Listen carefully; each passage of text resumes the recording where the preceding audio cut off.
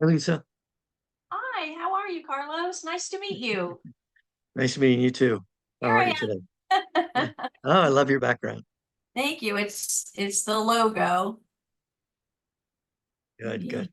Great. So I'm already recording, but the section that I'll put on, I'm trying to mess, my hair's messed up. The section that I'll put is, after we get started. So just wanted to chit chat with you a little bit just to set up and, I'm going to just run for half an hour, even though, the actual, recording might be longer, but I'll just, I'll edit it so that it just takes up 30 minutes. I'm trying to keep it short so that, people's attention spans nowadays are shorter than they used to be. So Absolutely.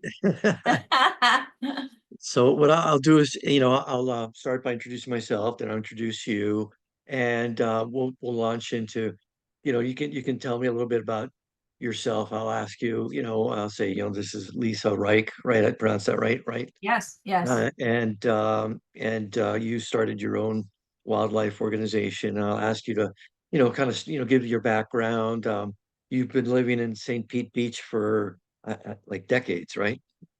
Yeah, over 40 years I've been in this area. I've lived on Sunset Beach and Oh, yeah, okay. now Yeah, live you're on on set. now live on St. Pete Beach. Oh, okay, right. So you immigrated to St. Pete Beach from Treasure Island, right? Yeah. So so that's good because you probably have done some of your work on Treasure Island beaches too, right? I have, yes. So what I'll be focusing on, in this the program overall program is on the three cities, right? St. Pete Beach, Treasure Island, and Madeira Beach. So if there's anything you can say about Treasure Island Beach, that would be great. But I know most of your focus is going to be on St. Pete Beach, which is absolutely fine. I know that you've got a lot of challenges in St. Pete Beach, because those big hotels, and from what I've read, they're not in compliance, so that's an issue. We'll try to be more positive, right? But it's important to be open about some of the challenges that you're seeing and that maybe some of the wildlife is experiencing on our The beaches. positive side is there's actually momentum to start working on things. So, I mean, I always try to stay in the positive. Good. But you have to rattle cages to get people to respond. And so that's kind of what I'm doing. Yeah. And I'm seeing progress. Yeah, good, good.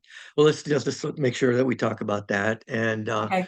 and then after we do that, I'll maybe ask a question here or there, um, and after that, maybe think in terms of, you know, you've talked about where we are now, right?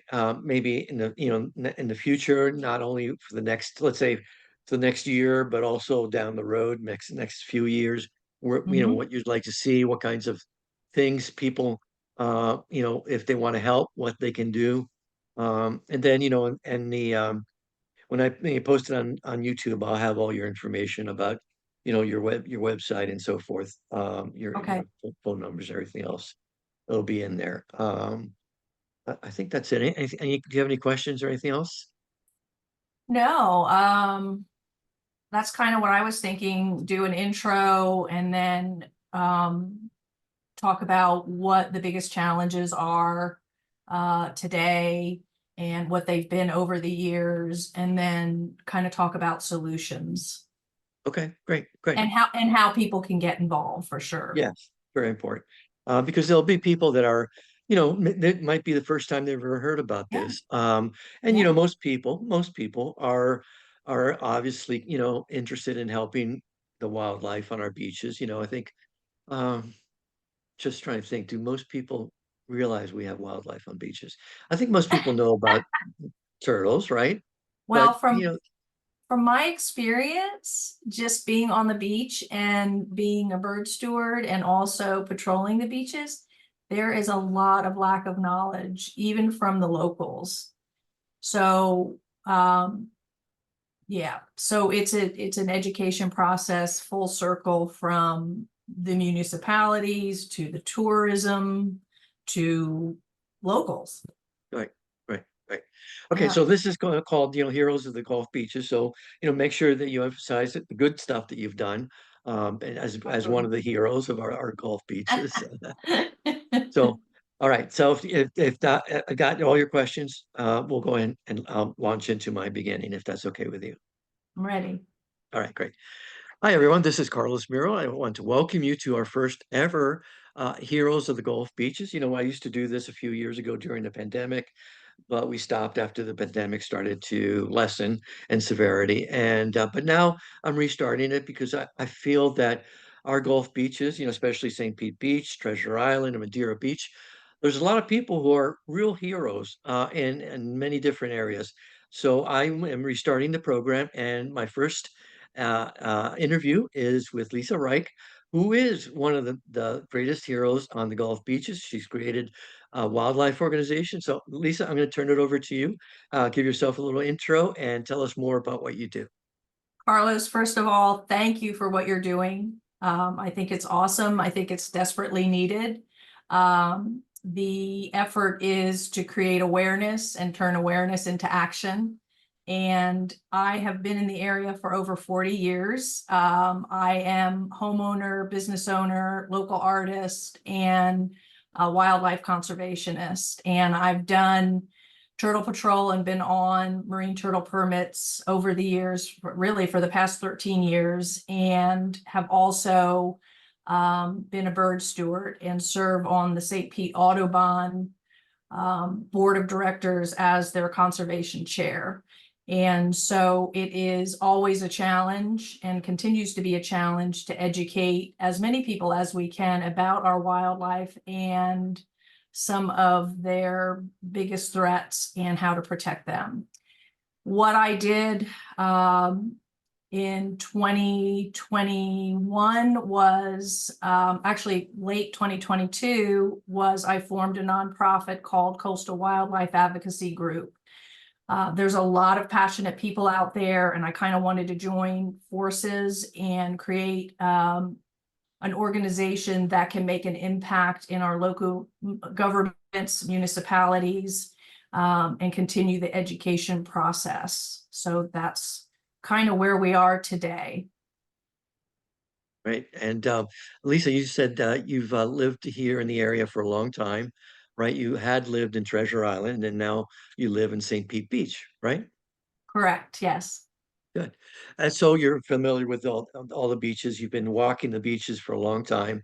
Why don't you give me a few stories of examples of what you've seen on the beaches, both good and bad, the good things that have happened and maybe some of the challenges that would be important for us to be aware of and work to overcome.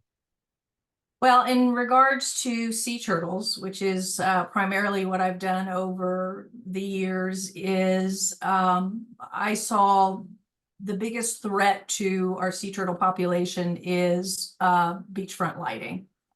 The second is all of the items and furniture left on the beach. It becomes a challenge for nesting mamas to navigate, the little sand that they have left.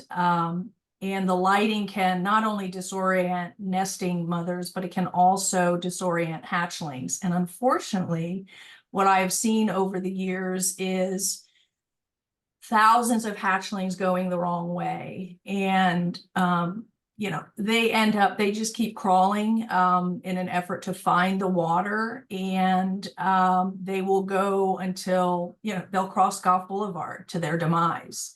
They're in storm drains, they're in swimming pools, they're everywhere. And so I started to ask, why does this continue to happen? What do we need to do? And so it was a learning curve for me too, to realize that there are things in place with the municipalities called marine turtle protection ordinances. Mm-hmm. They're also a threatened species, and they're protected under the Endangered Species Act federally, and they're also protected under the state. So again, I started asking questions. Why does this continue to happen? What do we need to do? And so it's kind of, there's a lot of entities involved, and what it boiled down was to each municipality having an updated marine turtle protection ordinance and enforcing it and having some sort of procedure for compliance and enforcement. That is the biggest challenge that I'm up against right now. It is not only St. Pete Beach, but all of the beaches. Some are doing better than others. Some have already updated their ordinances, which is great. It does, require change internally with municipalities to get code enforcement. There's usually an assigned person that has to go out at night and do lighting surveys. So what I did again was to continue to educate myself. And in 2023, I had a team of volunteers and we went out and we conducted lighting surveys of the entire beach of St. Pete Beach. We learned at that time that not one property on St. Pete Beach was compliant with their existing marine turtle protection ordinance.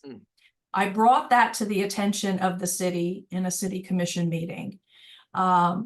And basically what I was told was to give a list of all the properties that were non-compliant. And I basically said, it's every single one.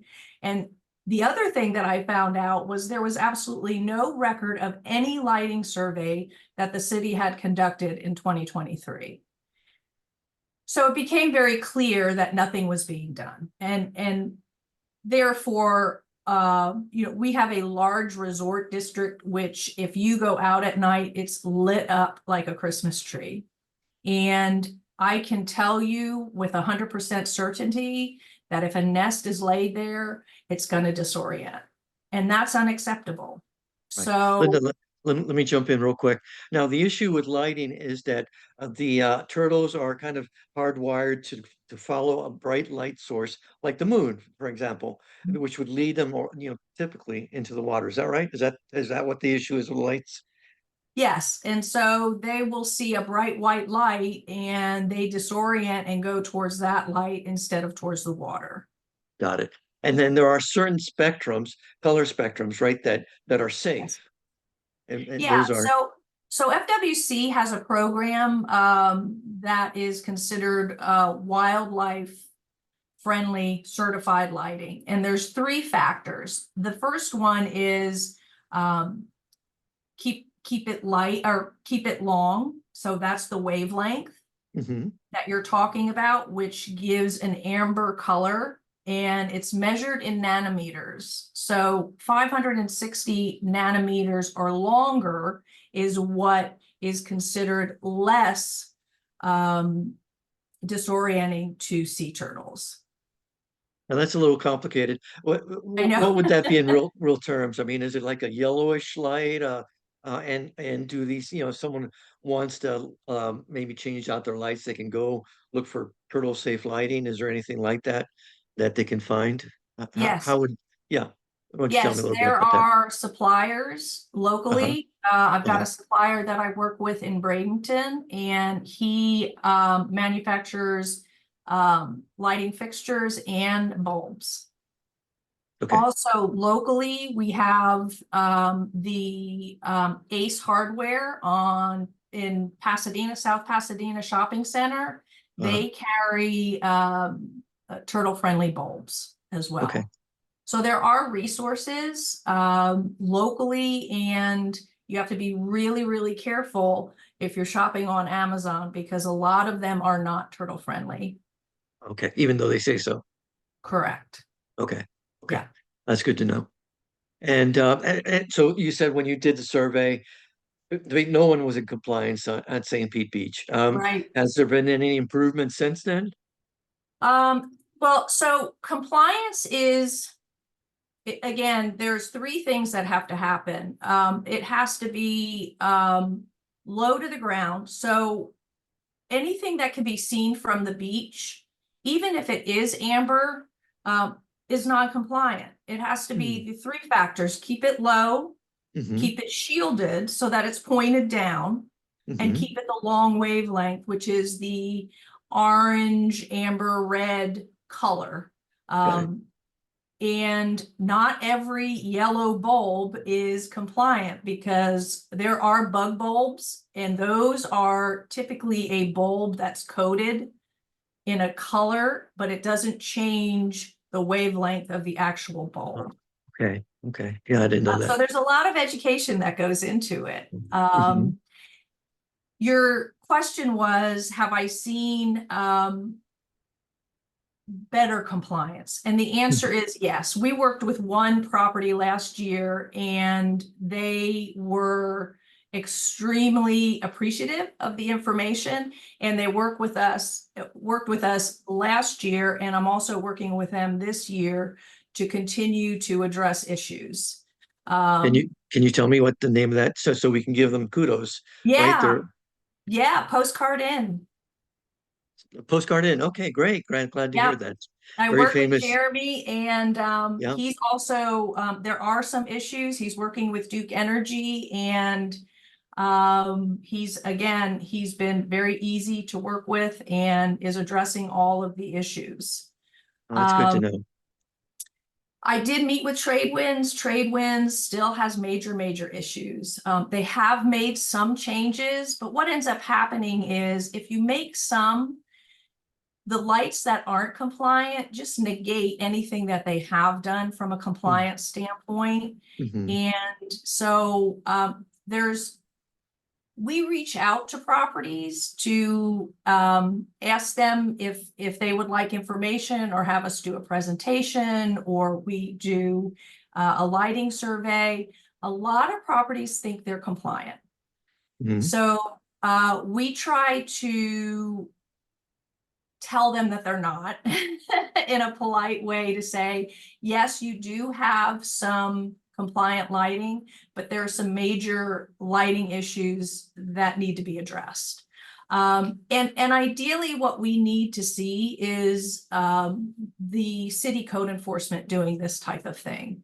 But we want to start the ball rolling, which is what we've done since 2023, Right. last year. Okay, good. So you're doing this for St. Pete Beach. Have you thought about maybe possibility of connecting with people in Treasure Island and Madeira Beach to do something similar?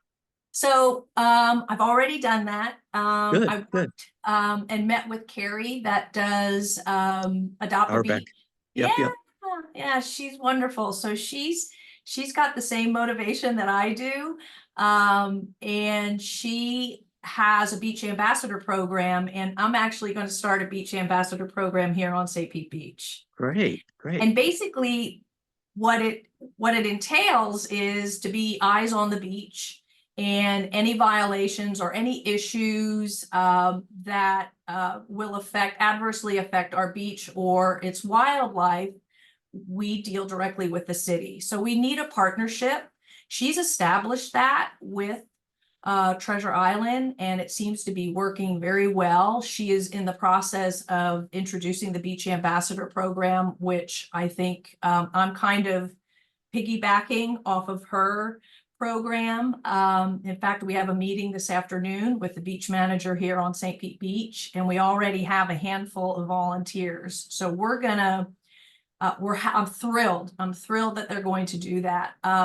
But to address what Treasure Island is doing is, with the beach ambassadors, if there is a lighting issue, that beach ambassador will contact code enforcement, and code enforcement will go out and has gone out at night to address any non-compliant lighting.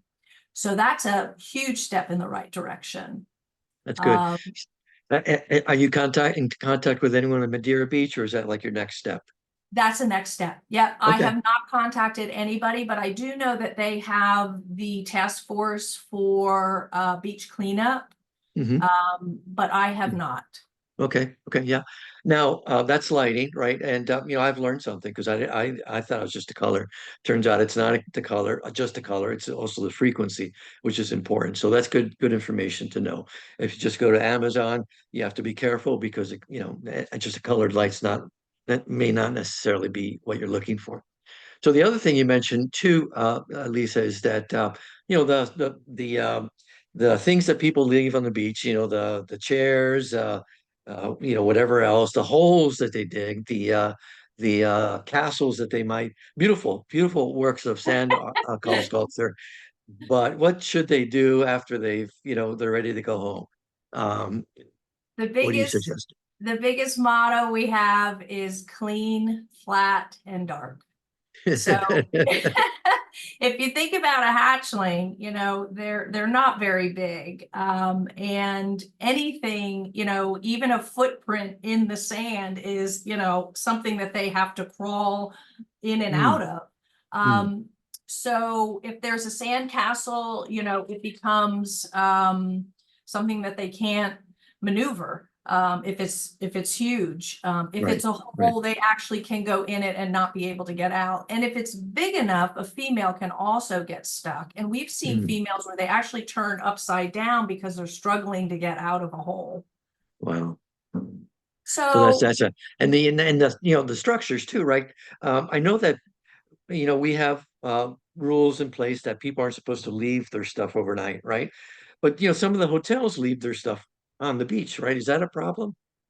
yes, yes, and it's been a problem, and it's almost like it's getting worse. It's like a snowball effect. So Hmm, one hotel will get all these chairs out, and so to keep up with the Joneses, the hotel next to them puts the same amount of chairs out, right, right. bigger, better, more. And the nesting females do get stuck, and I've witnessed that. They will abandon their effort to nest because they get all caught up. And there's actually chairs out there that are rebarred permanently into the beach. So what's Hmm, happening with that is, this is another thing that I'm very, very happy about, is St. Pete Beach is working on the beach ordinance, and they are going to determine what is acceptable as far as beach furniture, whether it's from the private sector or the hotels. hmm, And there will be an ordinance that specifically states you have hmm, got to pull or pile up. We would like to see them completely removed, but right. I'd be happy if they just stacked everything and made less of a footprint on the beach. But what Okay. ends up happening is they end up stacking things up along the dune, and that's where she is supposed to go and nest. Uh, So I don't know what's going to happen, but the beach ordinance is in discussion with the commission, hmm, and regarding furniture. So it hmm, will be an ordinance here on St. Pete Beach, and kudos to Treasure Island because they have a leave no trace ordinance, hmm, and they enforce that. And I have been hmm, witness to that over the years when hmm. we would patrol, and there would be tents, and I mean, just people just, I don't, they pick up and leave, and they leave all of their things. I mean, we would have coolers with food and drinks still in them. Hmm. So, um, we had a relationship with, and I want to continue this with Public Works, where we would actually tag items, and so they would follow us after patrol and remove those items. Great. Wonderful. All right. So let's see. We've got just a few more minutes. We've talked about turtles. Everyone loves turtles. I love turtles. You love turtles. Everyone loves turtles. But what other kinds of animals? Because the beach is not a sterile environment, right? It's got wildlife on the beach, right? What else besides turtles should we be thinking about when we're on the beach? We have nesting shorebirds, and St. Pete Beach is a beach where we have typically every year we have a colony of black skimmers. And black skimmers nest in what is called a colony. So there's hundreds of them. Hmm. And so Audubon comes in, they rope it off. And typically on the holidays, there's FWC there as well to keep things under control, because if there's disturbances, the entire colony will, what is called a flush, and they all fly, the adults fly away and leave the chicks and eggs exposed.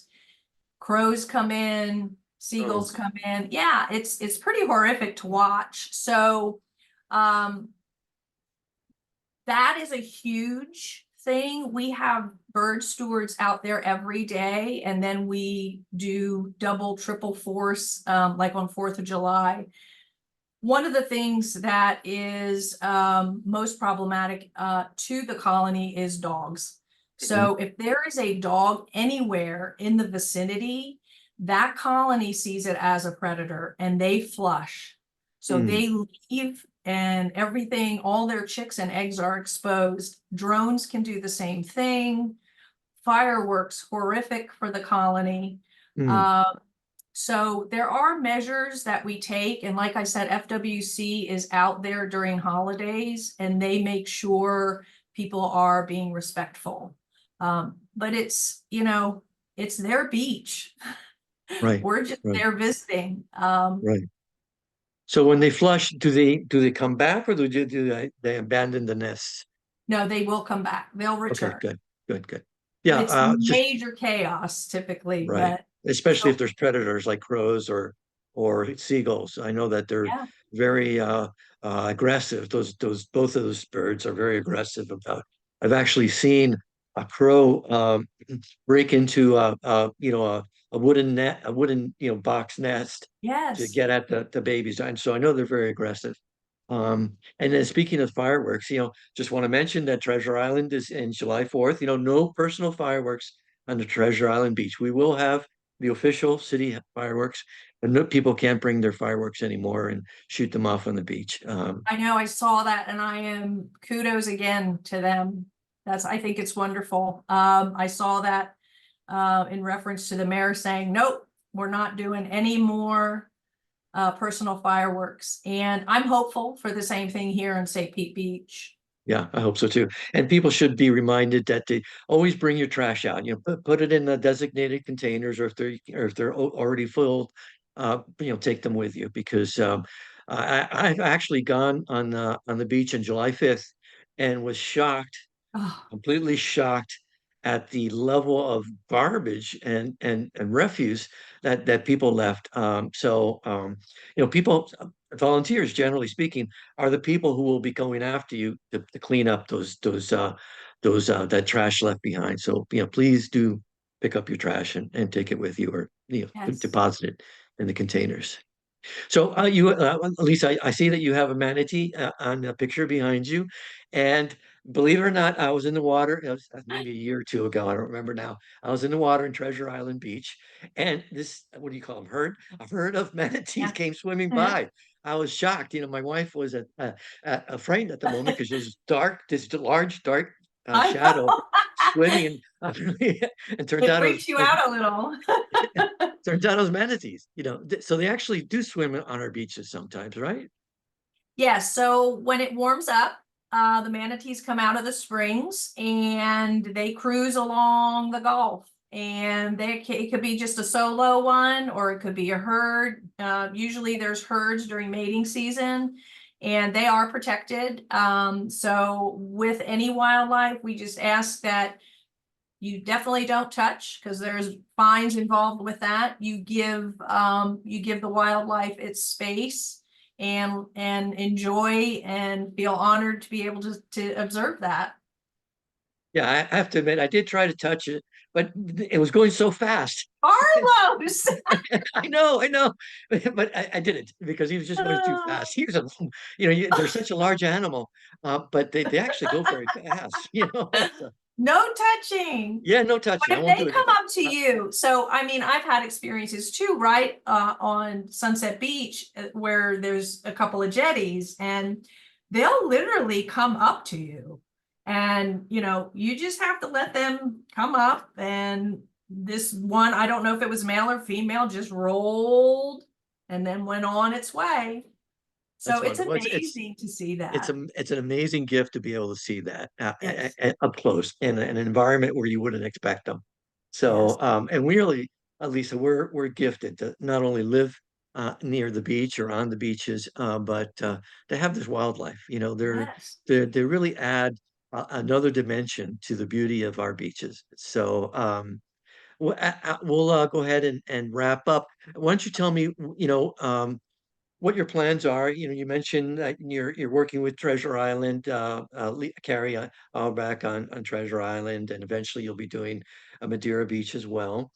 So that's sort of in the works. What else do you see in the future for your organization and for the wildlife on our beaches?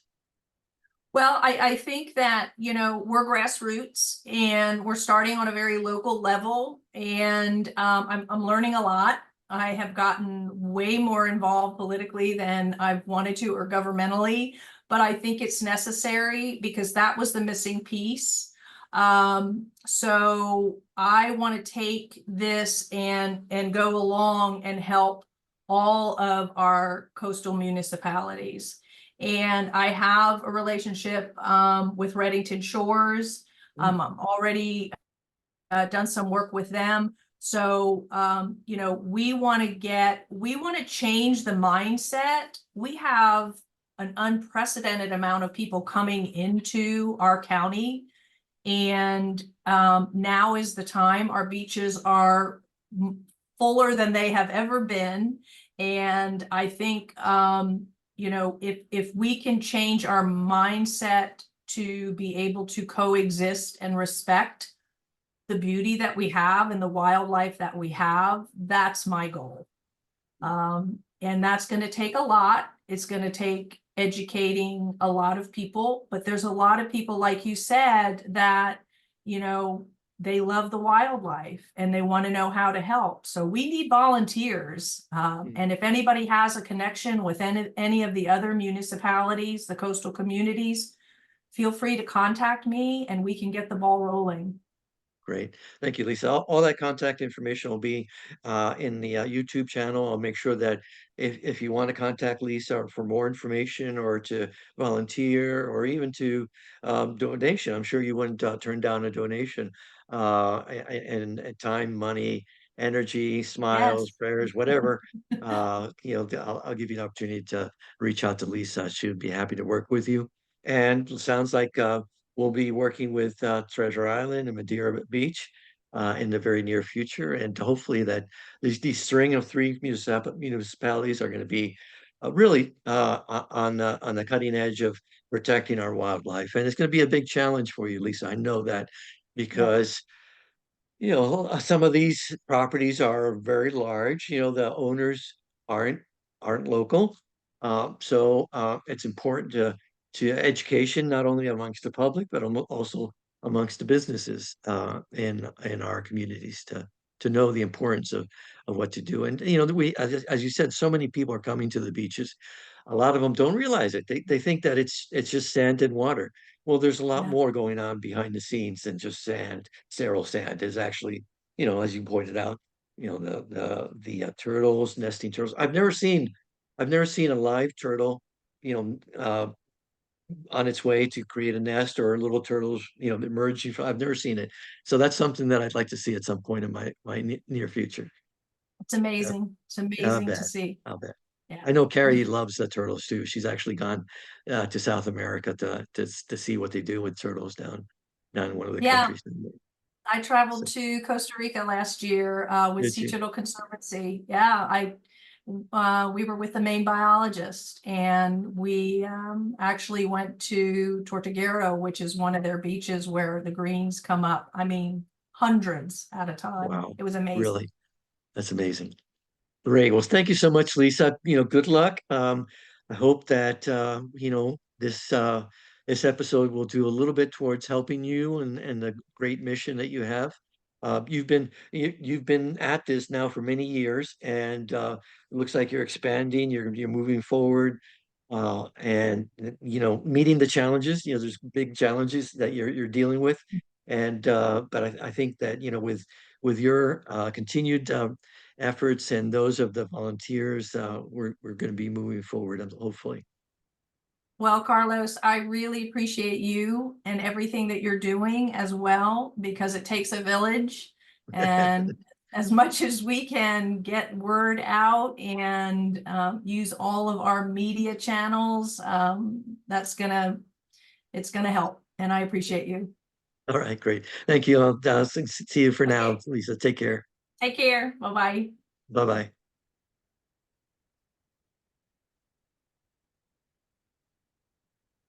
You want me to stay on, Carlos, or? No, no, it's okay. I'm just trying. Okay, Actually, first time I've done this. I got to figure out how to turn it off. there's a little But thank button you. at the Yeah, corner. yeah. You can hit leave and it'll Ah, I disconnect. see it. I see it now. Okay. Take Yeah. Well, care. thank you. Thank you Stay in so much, touch. Linda. Lisa, you were great. And glad to hear that you're working with Carrie. I'll probably be interviewing her in the near future. I know she's done a lot of good stuff. Interestingly enough, she doesn't actually live in Treasure Island, right? She lives, I know, I you know, realize that, yeah. But so it's great. I mean, it but just that's takes. okay. Yeah, no, absolutely. Yeah, We'll take I it. have volunteers that don't live on the beach and I'm fine with that, you know? Right, right. Well, a lot of them It's not a probably, requirement, come to the beach, right? So it's in a right? sense it's their beach too, right? Because they come and Yes. enjoy it, and so yeah, and we won't turn that away at all. No, absolutely not. Great, thank you, Lisa. Take care. Take care. Have a great weekend. You too. Bye bye. Bye-bye.